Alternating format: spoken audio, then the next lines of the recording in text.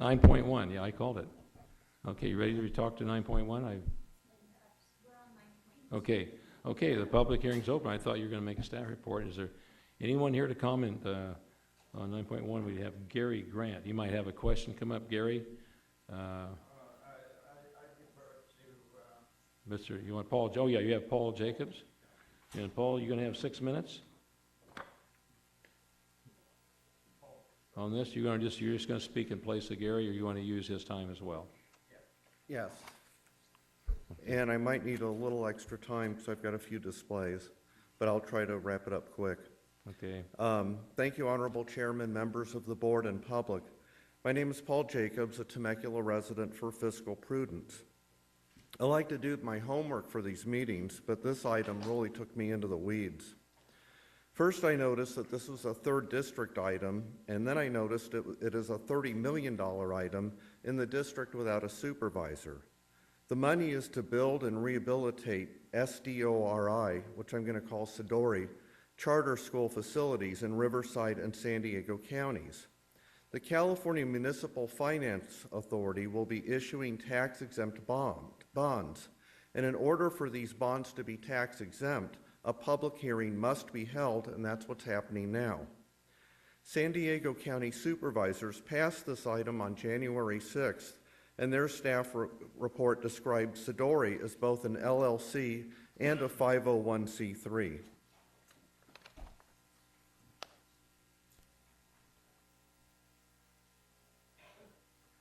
The top page is from the San Diego County staff report, and on the bottom is a report showing Sidori Charter School Properties was filed as an LLC in May of 2013.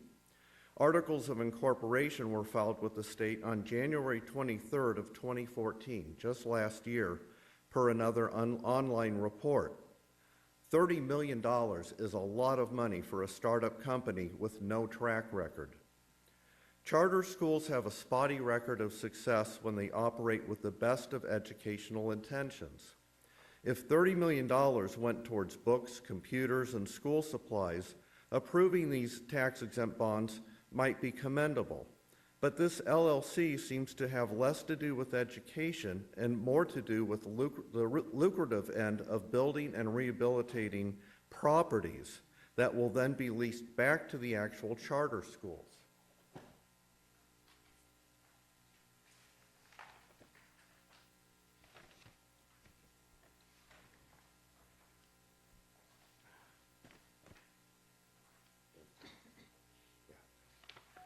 I came across this story out of Florida from WTSP Channel 10 News, where they did an investigative report on a company called Charter Schools USA.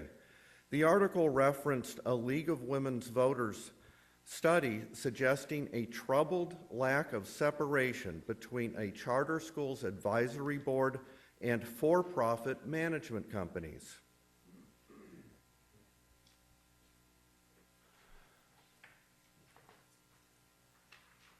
In doing my research, I coincidentally found that an individual named Teresa is listed as a board member of the Julian Charter School and also as a member of the Sidori Charter School Properties, LLC. What happens in Florida seems to be happening in California. WTSP Channel 10 reporter Noah Pransky then hit on the crux of the charter school property scheme.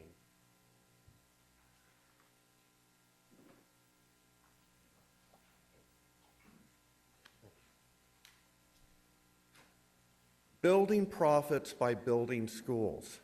Charter Schools USA makes millions of dollars by managing schools, but tens of millions building and renting their buildings. Because the facilities are used as schools, there are no property taxes. Because the schools are technically public, the bonds to pay for them are tax exempt. Yet the schools are expected to pay a much higher interest rate on their leases, according to that article.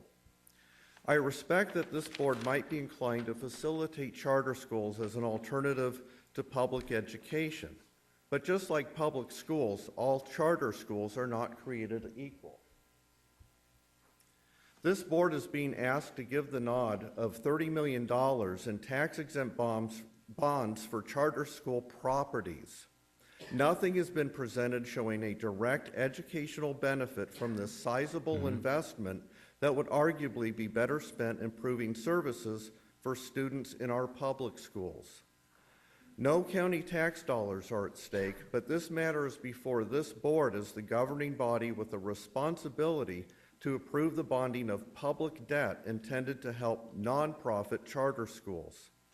This board should not just blindly enable an LLC to profit on building and rehabbing charter schools, no matter what happens to the charter schools and their students in a few years. You are supposed to be the fiscal conservatives, and that includes when it comes to encumbering the state with unnecessary bond debt. More than that, there is no proven benefit to education, no specifics or itemization as to what projects will be completed as the Temecula School District provided when that district proposed and voters approved a bond for various repairs and improvements at schools identified to the public. For 3 years, I was honored to judge for the American Legion Oratorical Contest that provides scholarship for high school age students. Some of the best contenders in the contest on the Constitution were homeschooled students. We had contestants from public schools and Christian schools, but I can't recall one charter school student participating in that program. Nothing has been produced to show that students have benefited from the existing charter schools or that funding $30 million in tax-exempt funds will facilitate quality education. Considering that this is a third district Paul, item, your time's up. I've Did you got finish another your thought? Okay. Considering this is a third district item, I respectfully ask that a decision be delayed for 30 days, and maybe by then the third district will have an appointee. And when the item does come back, maybe we will learn specifically what good $30 million is supposed to do for the classroom and students. And thank you for the Paul. extra time. Okay, somebody from staff, please come up and address this. I think, is Rob Moran here or Rob Field? Okay, Good morning, we sir. have two more speakers. Why don't we, just popped up, why don't we hear from them first? Okay. So you can address all the concerns. We have Rachel Sterling and Vivian Moreno.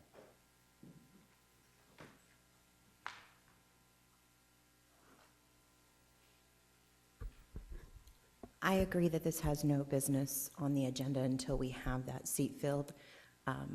It does not surprise me that it is on the agenda. This is something that Mr. Priamos did all the time. When certain voting members of the city council were out of the country, he would often bring items before the council that he knew would just get rubber stamped because the people that actually paid attention and cared about what their constituents thought weren't available to vote on that issue.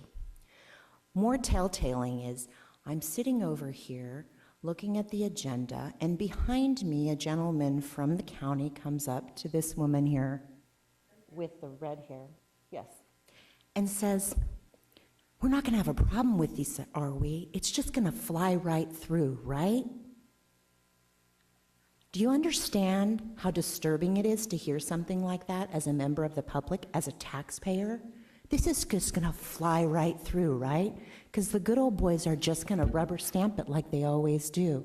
That's what goes through my mind as a taxpayer when I hear statements like that coming out of your county personnel, whether it's for this project or any project. This project, in my opinion, stinks of slaps on the back and helping each other out. I see no benefit to this project, and I do believe in charter schools, but we do not have any reason to be issuing $30,000 in bonds, and let me guess, BBK is going to do it, right, Greg? This is all about taking care of your boys, and we're sick of it. We're just sick of it. We are not going to tolerate it. I am so familiar with bond issuances. I will go through this bond with a fine-tooth comb, and I will do everything in my power to make sure it doesn't issue, because I think it stinks, and there isn't honesty here. If there was honesty, I would leave it alone. But when I think there is dishonesty, I'm going to be all over it. I'm going to be all over everything that's dishonest. Thank you. Thank you, Rachel. Okay, Vivian? Vivian Moreno?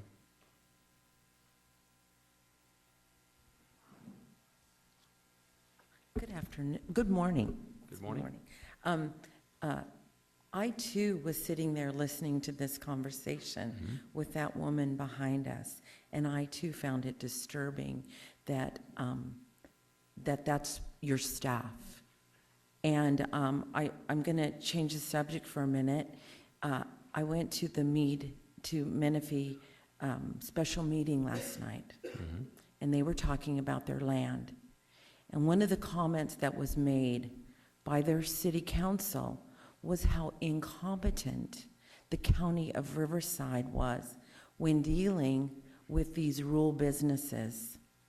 And the fact that we are dealing with these major issues with the $30 million bond issuance, and we do have a problem with running our county and running these cities, we as citizens here deserve a professional staff, a staff that wouldn't discuss that in front of the public.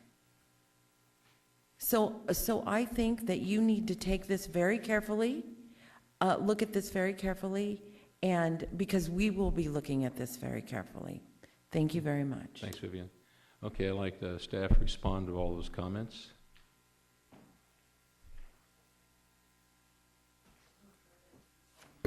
Good morning, Supervisors. Rob Field, Assistant CEO, EDA. This is actually a relatively routine item. If you look in the background, the second paragraph of the background explains that this is actually something that's being handled by the California Municipal Finance Authority, and we actually have Anthony Stubbs here from CMFA to discuss this a little bit further. So I'll turn it over to him for a moment.